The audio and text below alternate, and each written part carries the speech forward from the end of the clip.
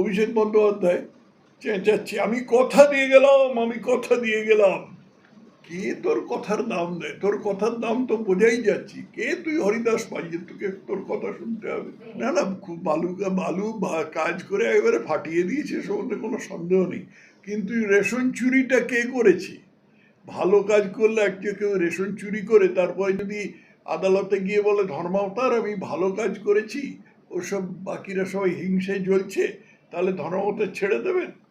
তো কেন চুরি করেছে সেটা তো দিতে হবে। আমি ভালো কাজে ফিরতে যাচ্ছি না।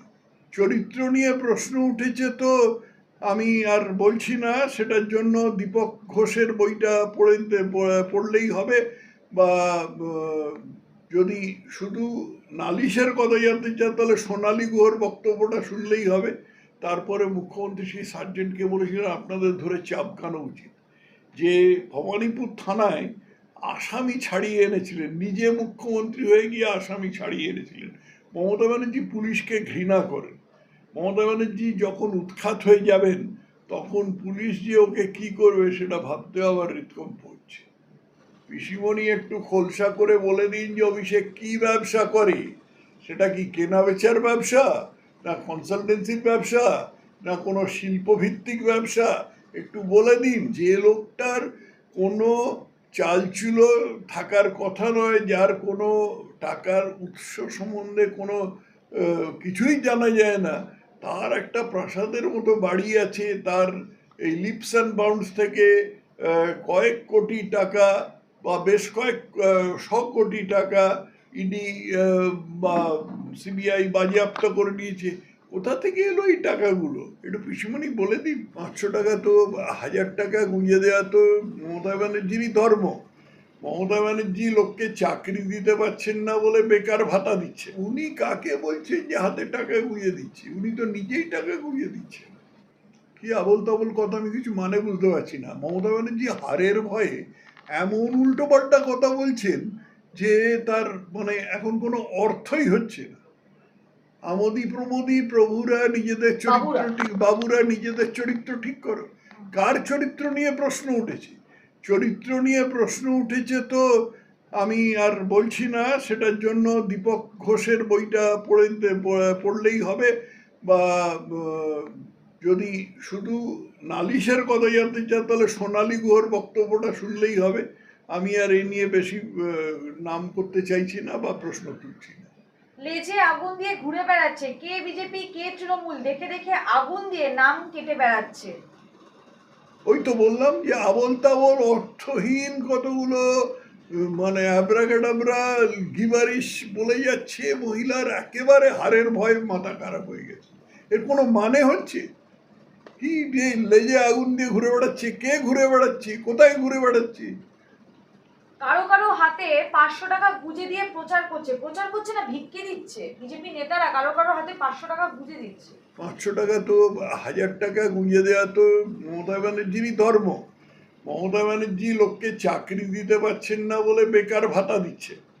সেই বেকার ভাতাতে তাদের বাকি জীবনটা চলে যাবে। পশ্চিমবঙ্গে তো কোনো শিল্প আসার সম্ভাবনা নেই। আর ওর আমলে 6000 শিল্প পালিয়ে গেছে পশ্চিমবঙ্গ থেকে। তো উনি কাকে বলছেন যে হাতে টাকা গুঁজে দিচ্ছে? উনি তো নিজেই টাকা গুঁজে দিচ্ছেন। একেবারেই মমতা বন্দ্যোপাধ্যায় তিনি বলছে অভিষেক সৎভাবে ব্যবসা করে, ব্যবসা না করলে খাবে কি? চুরি করবে, ডাকাতি করবে?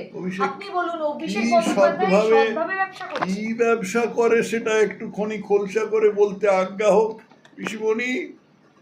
পিসিমণি একটু খোলসা করে বলে দিন যে অভিষেক কি ব্যবসা করে, সেটা কি কেনা বেচার ব্যবসা, না কনসালটেন্সির ব্যবসা, না কোনো শিল্পভিত্তিক ব্যবসা? একটু বলে দিন। যদি শিল্পভিত্তিক হয় তার কারখানাটা কোথায় আছে সেটা বলে দিন। কেনা বেচা যদি করে তাহলে কি কেনে, কি বেচে, কার কাছে বেচে সেটা বলে দিন। ওর যে ব্যবসা আছে সেই ব্যবসার টাকা হিসেবপত্র অডিট হয় কিনা সেটা বলে দিন। এগুলো একটু খোলসা করে বলে দিন। শুধু সৎভাবে ব্যবসা করে বললেই লোকে বিশ্বাস করে যাবে? যে লোকটার কোনো চালচুলো থাকার কথা নয়, যার কোনো টাকার উৎস সম্বন্ধে কোনো কিছুই জানা যায় না, তার একটা প্রাসাদের মতো বাড়ি আছে, তার এই লিপস অ্যান্ড বাউন্ডস থেকে কয়েক কোটি টাকা বা বেশ কয়েক শ কোটি টাকা ইডি বা সিবিআই বাজেয়াপ্ত করে নিয়েছে। কোথা থেকে এলো এই টাকাগুলো? একটু পিসিমণি বলে দিন।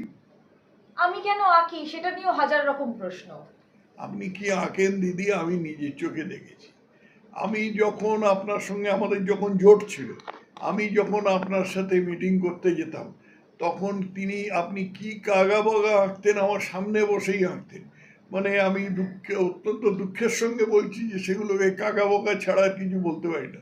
আর এই কাগা বগা একজন 1,86,00,000 টাকা দিয়ে কিনেছে, এবং যে কিনেছে তার নাম সুদীপ্ত সেন, যে এখন জেলে আছে সাধারণ মানুষের টাকা মেরে।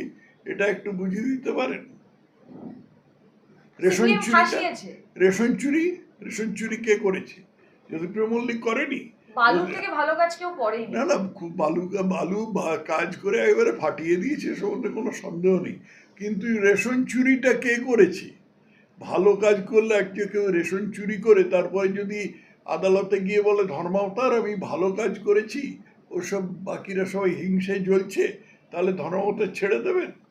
তো কেন চুরি করেছে সেটা তো দিতে হবে। আমি ভালো কাজে ফিরতে যাচ্ছি না, কিন্তু এটা তো চুরি যে করেছে। কোনো রকম খারাপ কাজ করেনি, চুরি করেছে রেশন কার্ড, সেটা নিয়ে নাকি সিপিএম ফাঁসিয়েছে বিজেপি কে দিয়ে, মুখ্যমন্ত্রী মমতা বন্দ্যোপাধ্যায় বলছে। সিপিএম ফাঁসিয়েছে বিজেপি কে দিয়ে, তাই পুলিশ ওকে অ্যারেস্ট করেছে।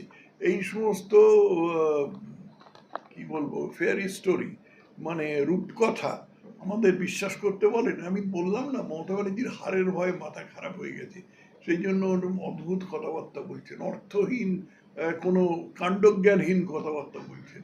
বালু আমার পুরনো দিনের সাথী, ওকে জেতানোর জন্য যা যা করার দরকার আমি করব। মুখ্যমন্ত্রী মমতা বন্দ্যোপাধ্যায় জ্যোতিপ্রিয় মল্লিককে পাশে দাঁড় করিয়ে কথাটি বলছেন। যা যা করার তো আপনি পারবেন না দিদি। এবার ইলেকশন কমিশন অত্যন্ত তৎপর। আপনি বুথ দখল করতে পারবেন না, আপনি লোককে মারধর করতে পারবেন না, আপনি লোকের বাড়ি গিয়ে শাসাতে পারবেন না, যা খুশি তা তো করতে পারবেন না। যা যা আইনত করা সম্ভব সেটা করুন না, কে বারণ করেছে? সেই জায়গায় দাঁড়িয়ে অভিষেক বন্দ্যোপাধ্যায় মালদার চাচলে গিয়ে বলছে ক্ষমতা এলে ঘরে ঢুকে ঢুকে, আমি কিছু নাম দেখে রেখেছি, ক্ষমতা এলে ঘরে ঢুকে ঢুকে তাদের গিয়ে মেরে আসবো। হ্যাঁ, তা ঠিক। অভিষেক বন্দ্যোপাধ্যায় তো 21শে জুলাইয়ের মঞ্চে দাঁড়িয়ে বলেছিল যে no sir, no sir, sir হবে না। হলো তো স্যার। মমতা ব্যানার্জি গিয়ে সুপ্রিম কোর্টে কুনাট্য করা সত্ত্বেও তো স্যার হলো। সেটা তো মমতা ব্যানার্জিও আটকাতে পারলো না, তার ভাইপোও আটকাতে পারলো না।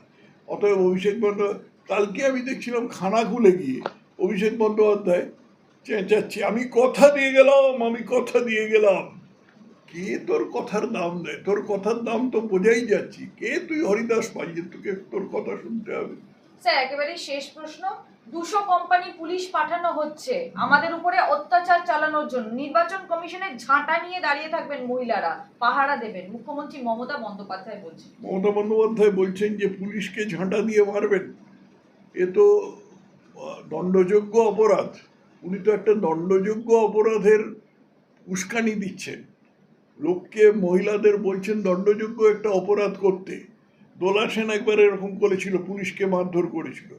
মুখ্যমন্ত্রী পুলিশকে যে কীরকম হেনস্থা করেছেন, কীরকম ঘৃণা করেন পুলিশকে, সেটা জানা যায়। মুখ্যমন্ত্রী প্রথম হবার পরে যখন কোথাও একটা গিয়েছিলেন এবং সেখানে একজন সার্জেন্ট ওর দরজা খুলে দিয়েছিল, তারপরে মুখ্যমন্ত্রী সেই সার্জেন্টকে বলেছিলেন আপনাদের ধরে চাবকানো উচিত। যে ভবানীপুর থানায় আসামি ছাড়িয়ে এনেছিলেন, নিজে মুখ্যমন্ত্রী হয়ে গিয়ে আসামি ছাড়িয়ে এনেছিলেন। মমতা ব্যানার্জি পুলিশকে ঘৃণা করেন। মমতা ব্যানার্জি যখন উৎখাত হয়ে যাবেন তখন পুলিশ যে ওকে কি করবে সেটা ভাবতে আবার হৃদকম্প।